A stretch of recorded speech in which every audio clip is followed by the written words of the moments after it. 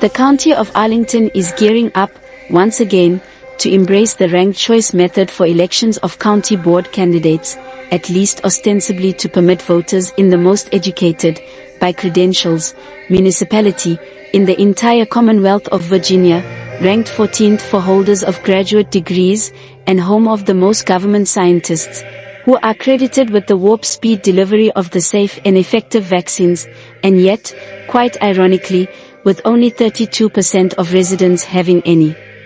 religious affiliation at all, Arlington County empirically ranks as the locality with the least amount of religious faith in the entire country, and perhaps feeding their embrace of publicly funded schools over what empirically is a far superior choice in private or parochial education, where students perform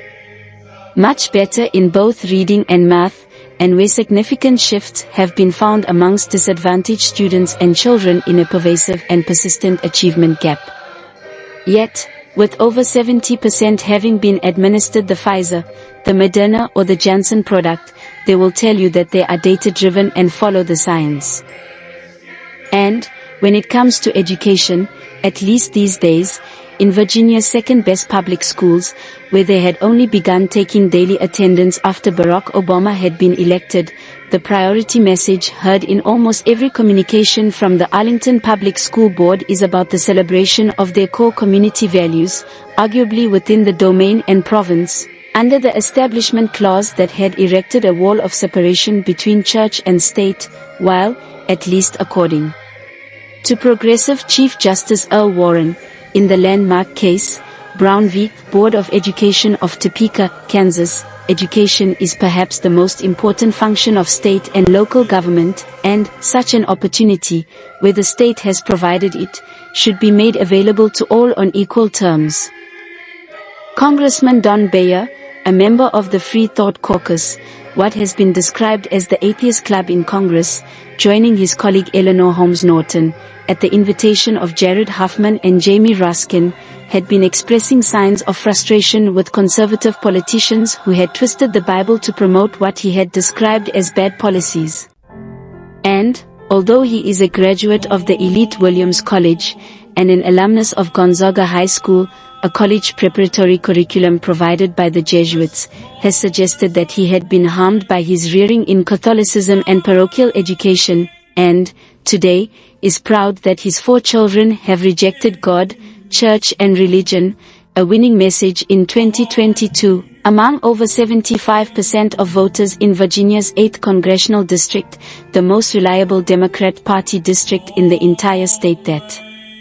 had recorded the greatest gains for Democrats, as many as 6 points, during the controversial presidential election in 2016, raising the partisan voting index to D+21.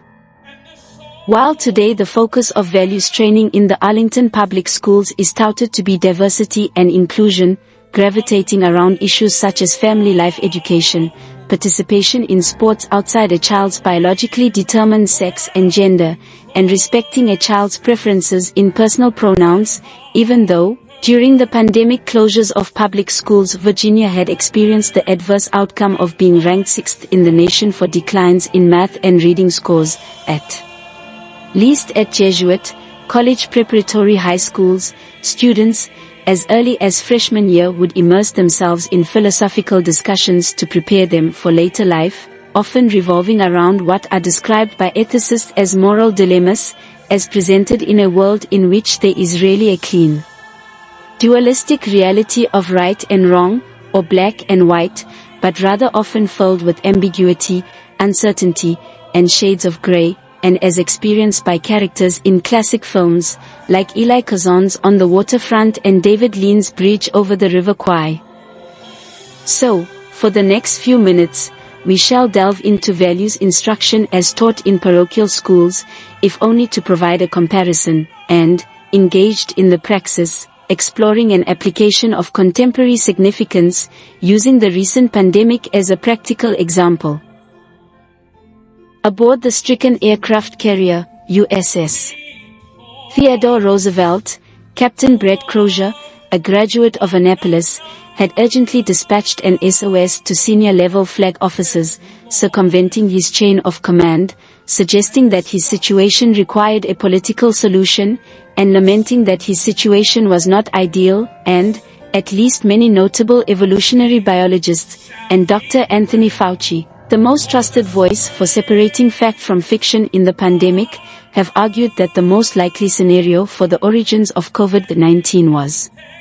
in a natural spillover from an animal source to a human, absent any moral or ethical considerations, and very clean, a hypothesis for the proximal origins that less than a third of Americans, generally less educated, had rejected, at the beginning of the global public health crisis, perhaps driven by a concern that if it sounds too good to be true, it probably is, and you look like an intelligent person. However, taken from this secularly virgin birth, we can imagine a situation in which scientific and policy experts are confronted with an emerging paradigm shift that has disrupted violently the status quo, and researchers as the Data Institute for the University of San Francisco have reported that just epidemics are historically associated with times of fear, confusion and despair, and the next steps, having been caught by surprise, for the first time in this scenario human actors are faced with decisions of moral, legal and tangible consequences, answering the question, what do you do now? What is the first problem? Perhaps a wounded pride for being caught with their pants down, which could filter into decision-making, causing some to be more cautious, but others, in panic and in fear of being found out, pushing ahead boldly to recover from past mistakes, and even the sagacious Dr. Benjamin Franklin had noted how haste makes waste. Leaders and scientists in this scenario have almost a public duty to provide assurances to the public, and here there may be some temptation to paint a rosy picture of intelligence, even though even General Lloyd Austin, today the Defense Secretary, had said you can't win a war by rosying up intelligence, when he had been commander of the U.S. Army CENTCOM. If, as suggested, the science is evolving, is there a temptation to overstate the effectiveness of measures that have not been used before against a novel coronavirus in a once-in-a-lifetime pandemic? If I am a developer of a new product solution, is there an incentive to overstate the capabilities of my product in salesmanship? If the measures we assured the public would work had, in fact, failed, would we be honest enough to just come forward with the truth? Before this global public health crisis, that found as many as 24% of atheists praying for a solution, over 73% of Americans, regardless of party, did not trust the government to do the right thing, and over 66% did not even trust one another, according to the Pew Research Foundation. And do you believe that the evolutionary pressure of a pandemic had altered that assessment of reality? At least according to Dr. Anthony Fauci, this virus has fooled us before, while Dr. Rochelle Walensky has noted how this virus isn't stupid, while human choices have not been our friend. And you look like an intelligent person.